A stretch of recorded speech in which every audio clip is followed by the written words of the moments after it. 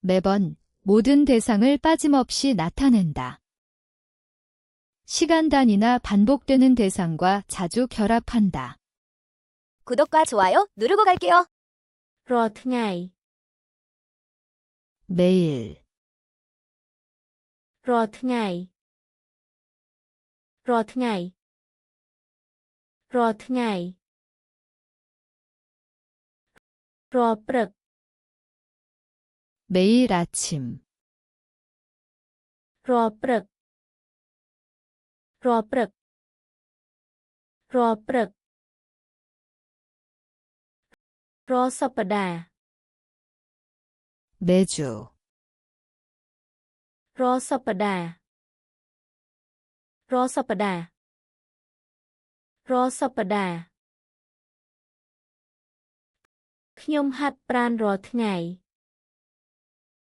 나는 매일 운동한다. ខ្ញុំហាត់ប្រាណរាល់ថ្ងៃ ខ្ញុំហាត់ប្រាណរាល់ថ្ងៃ ខ្ញុំហាត់ប្រាណរាល់ថ្ងៃ ខ្ញុំហាត់ប្រាណរាល់ព្រឹក 나는 매일 아침 운동한다. ខ្ញុំហាត់ប្រាណរាល់ព្រឹក ខ្ញុំហាត់ប្រាណរាល់ព្រឹក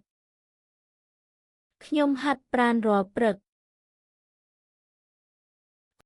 គាត់អានកាសែតរាល់ថ្ងៃ 그는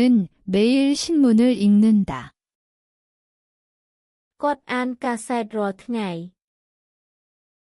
គាត់អានកាសែតរាល់ថ្ងៃ គាត់អានកាសែតរាល់ថ្ងៃ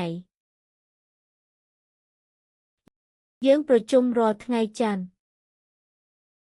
우리는 매주 월요일에 회의한다.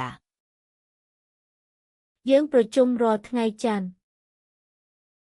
យើងប្រជុំរាល់ថ្ងៃច័ន្ទ យើងប្រជុំរាល់ថ្ងៃច័ន្ទ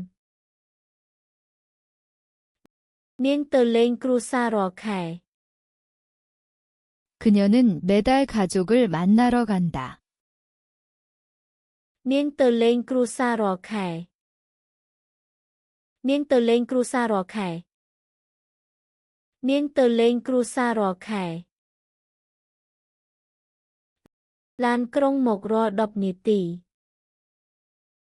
버스는 10분마다 온다. ឡានក្រុងមកររាល់10នាទី ឡានក្រុងមកររាល់10នាទី ឡានក្រុងមកររាល់10នាទី សិស្សម្នាក់មានសៀវភៅរាល់មុខវិជ្ជា